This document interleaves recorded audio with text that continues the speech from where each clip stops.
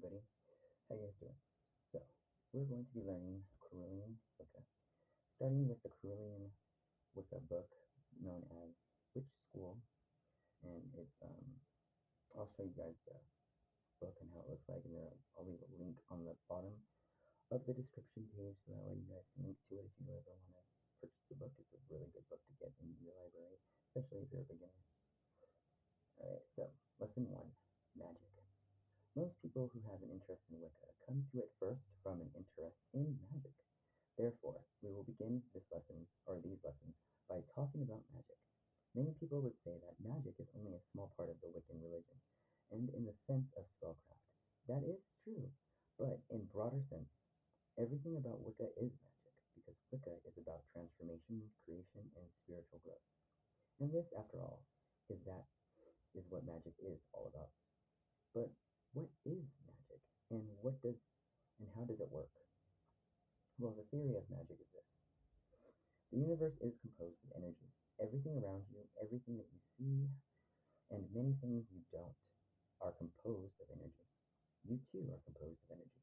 Your body, which seems so solid, is composed of endless numbers of microscopic particles held together at the subatomic level by energy. Modern science has taught us this. But the the Vedic sages, of India have taught this too for many thousands of years. In Europe, the Druids, and after them the witches, recognized this fact as well.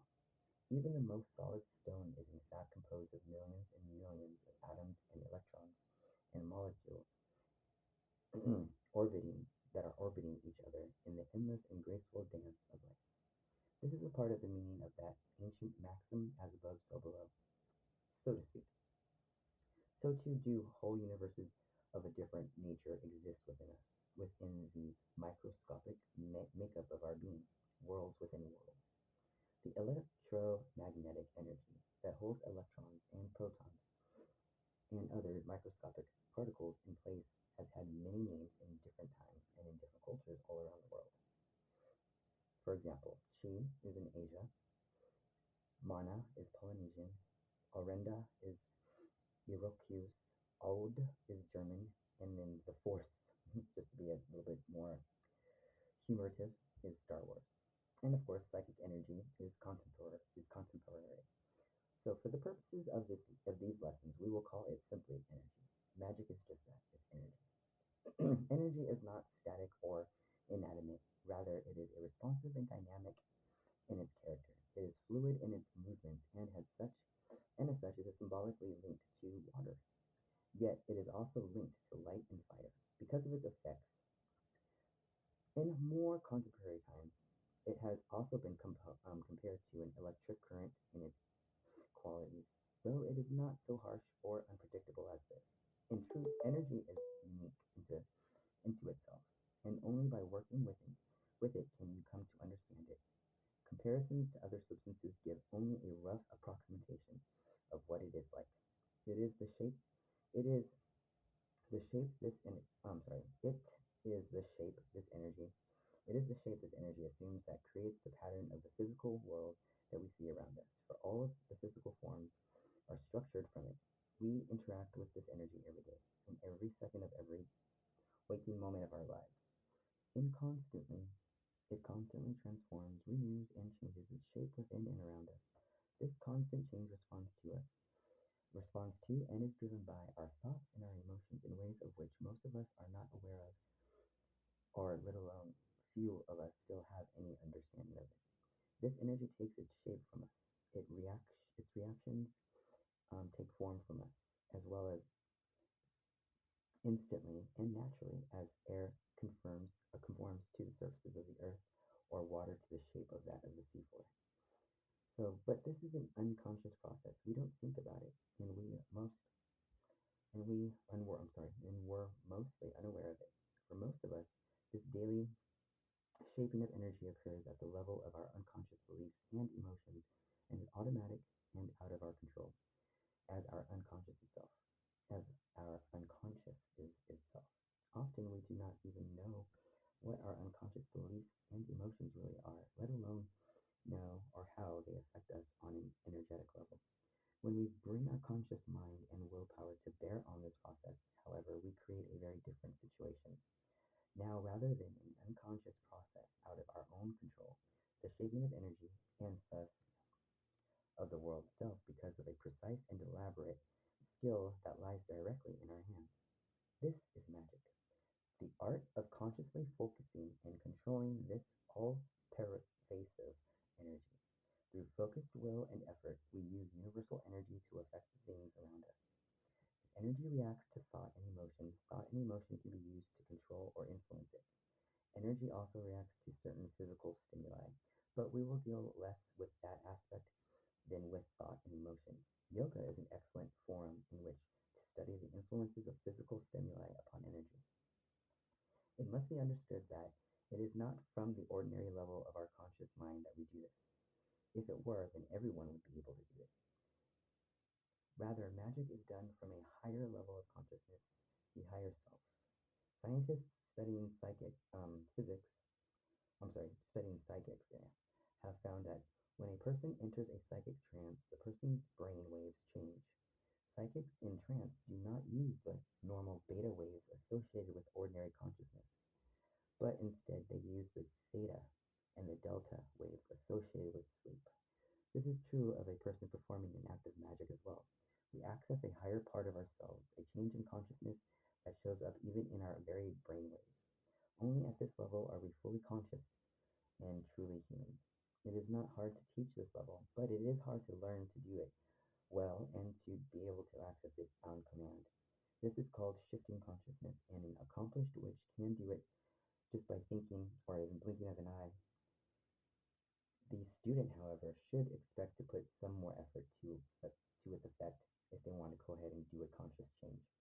And he or she may have to work harder, if not more so, to master it. Also, a number of external factors may be used to help bring about this change, like specific words, ritual patterns, or even items such as stones or artifacts that have power in themselves or that serve to put the person in the right frame of mind. For example, such external trappings of keys that we use to shift our consciousness and to affect us to access our higher self. They work on symbolic levels by passing conscious and unconscious limitations to act directly upon the higher self. There are many different ways by which magic can be performed. All of them have the same basic goal: to focus energy and direct it from a state of higher consciousness. Visualization, trance, spellcraft, using external tools such as candles, cords, and so on, ritual of various sorts, chanting and toning, all of these and many other techniques can be used to create the necessary shift in consciousness. Which is the best way? That depends very much on the individual. Everyone is different. What serves one person may not serve the other person just as well. That is why it is important to study and to try as many different techniques as you can possibly, because only you can know what will work best for you. And only by experience can you discover this. So, in these lessons, we will present as many useful instructions as possible and as a wide variety of techniques as possible to you to be put into experience for you to actually take on as a DIY. Do it yourself. It's always best to start practicing witchcraft by practicing witchcraft. Don't just read about it, do it. Now, the practice of magic. Through magic, we influence or control the things around us. Therefore, it is wise to use magic only to make these things better. The ancient rule of Wicca is do as you will, but harm none. Magic is a great power and can be a great responsibility, and you should do well to use it wisely, as everything you do comes back to you through karma. Karma dictates that very action that you take or that you will also experience in time from the receiving end. So when you do something good for another, you are also doing something good for yourself, as you will eventually experience the same good as a recipient. But if you do harm, then that harm you will ultimately do to yourself. This is very important to understand and remember, because you should bear in mind that in every aspect of your life, including that in the magical that you practice, to do harm is not only wrong, but it is also ultimately stupid because you're harming yourself as well. And you may not understand that process because you haven't gone through it, but trust me, you do not want to have to go through that experience just to learn a simple thing of just don't do it. I'm just saying, just don't do it. Just don't be that fool. Don't be that same person that everyone is. Just don't do it. As simple as that. I wish I would have listened when I was a teenage witch, but nope. Alright. Before you do anything that affects another, then always make sure you get their permission. How should I feel if I were on the receiving end? Is something you can ask yourself. Because in fact, you will in time receive it back. For all the things that return to us, everything too returns to the source. So do we. But so long as you work with a pure heart and good intent, then karma will be your beneficiary. There is another distinction to note between doing and receiving. The words magic and psychism describe two aspects of the same process. Connecting to the higher self. The word psychic comes from the Greek psyche, pronounced psyche, meaning soul or spirit. This is the higher self in magic. In magic, we use this connection to the higher self actively to create a certain response in the world. So in psychism, we use the same connection passively to receive information about the world. So we also use the word psychic to describe the exercises that we use to develop both of these skills. Because magic is worked from the higher self, everything that helps you to connect with your higher self helps magic. Regular meditation and psychic exercises are valuable tools to strengthen that connection. The connection is like a musical, or I'm sorry, it's like a muscle, and it grows stronger with use. The more that you do, and even if at first you do not see success, the better that you will get and the easier it will be. Persistence is very important. Keep going at it until you get it right. In its opening stages, the most important thing about magic is to concentrate. Always focus as much energy as you can into what you are doing. This is rather like wishing very, very hard. This level of concentration is always an aspect of magic, but later it will begin to seem automatic for you, and it won't be so much of an effort. So if you are visualizing, try to see what you are visualizing as clearly as possible. Make the image as concrete and three-dimensional as you can. Visualization is one of the strongest aids in concentration. Whatever magical workings that you are undertaking, by whatever method, try to put your whole being into it. The more of yourself that you can put into the work, then the more energy you can focus on, the greater the effect magical work will have in effect for you. Now, another thing is psychic hygiene.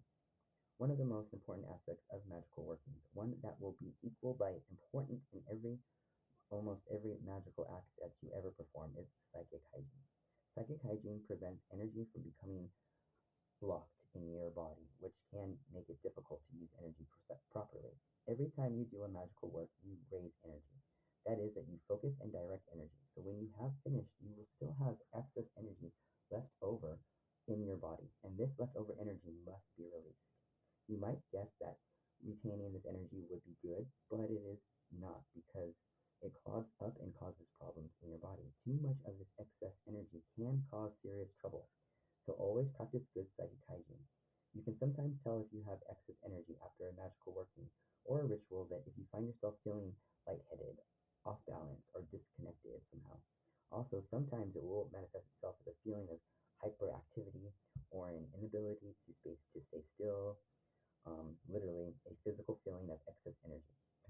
But even if you feel nothing unusual, you may still have excess energy, and you should make it a point to clear and release it as a matter of course, but just do it no matter what. Another word for clearing and releasing excess energy is called grounding. You will find complete instructions for this in the exercise sections of these lessons. Make sure to read them. Psychic hygiene is always important when you do magical or psychic work. You should cleanse and release both before you begin and especially after you finish. But this is not the only thing or the only time hygiene is important. Many people on a magical path tend to pick up energy from others, usually emotional energy. Such people may find themselves picking up another person's emotions, mood, or tension level without even knowing it.